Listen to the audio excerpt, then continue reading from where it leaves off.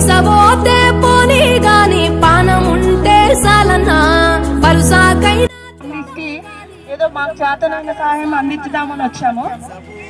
పల్లెటూరు కాబట్టి మీరందరూ భయపడుతున్నారని చెప్పేసి ఒక చిన్న మాట. అంటే ఇక్కడ మేము దాదాపుగా ఒక నెల రోజుల నుంచి లాక్డౌన్ అయిన దగ్గర నుంచి మేము అందరికీ భోజనాలు సరుకులు ఇవ్వడం జరుగుతూ ఉంది. కానీ మనం కరోనా వచ్చింది అని చెప్పేసి వాళ్ళని అంటరాని వాళ్ళలాగా చూడొద్దు. దయచేసి చుట్టుపక్కల ఉన్న వాళ్ళు ఎవరైనా సరే వాళ్ళను మన వంతు సాయం అందించాలని, వాళ్ళతో మంచిగా సన్నిహితంగా ఉండి మన చాంతనైన సహాయం వాళ్ళకి అందించాలని కోరుకుంటా ఉన్నాము.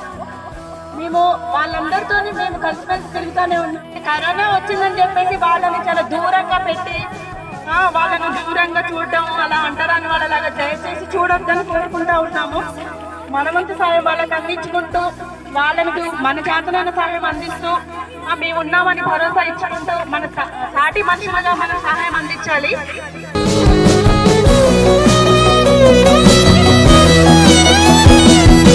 వారిని మానవతా పుస్తకంతో వాళ్ళకి హెల్ప్ చేయండి అండి. ప్రతి ఒక్కరు ఎవరు వారిని అంటరాని వారిగా చూడొద్దు.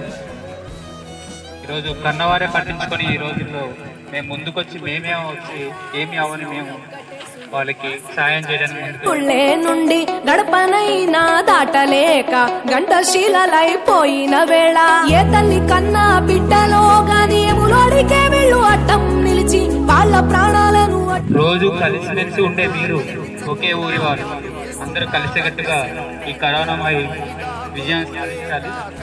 ప్రతి ఒక్కరూ భౌతిక దూరం పాటించండి, మాస్కులు ధరించండి.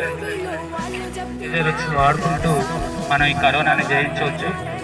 దయచేసి ఎవరు కూడా కరోనా అంటే అదో పెద్ద భయంగా ఏదో జరుగుతుందని భయపడొద్దు.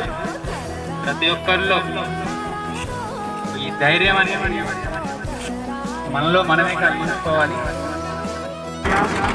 ప్రస్తుత కరోనా మహమ్మారిని ఎదుర్కోవడానికి ప్రతి ఒక్కరూ కూడా కృషి చేయాలి. ప్రతి ఒక్కరూ కూడా భౌతిక దూరం పాటిస్తూ, ప్రతి ఒక్కరూ మాస్క్ ధరించి, ఎవరైతే కరోనాతో బాధపడుతున్నారో వాళ్ళకి మనోధైర్యాన్ని ఇస్తూ, మన పక్కన ఉంటూ కూడా మన పక్కన ఉన్న వారికి కరోనా వచ్చిందని చెప్పి మనం వారిని దూరంగా చూడకుండా వారికి మనకి తోచినంత సహాయం అందించండి.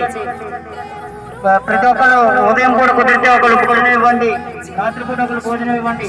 దయచేసి ఎవరు కూడా కరోనాతో వారే కదా, వాళ్ళందరూ మీతోటి వారే కదా, మీరేం సహాయం చేయొద్దు, ఒక్క మాట సహాయం మాత్రం చేయండి చాలు. వాళ్ళకి మనోధైర్యాన్ని ఇస్తూ, వాళ్ళని బలపరుస్తూ, వాళ్ళకి ధైర్యం చెప్తూ ఉంటే వాళ్ళకు కూడా త్వరగా నయమైపోయి ఉంటే కనుక సత్తుపల్లి ఫుడ్ బ్యాంక్ వారిని సంప్రదించవచ్చు.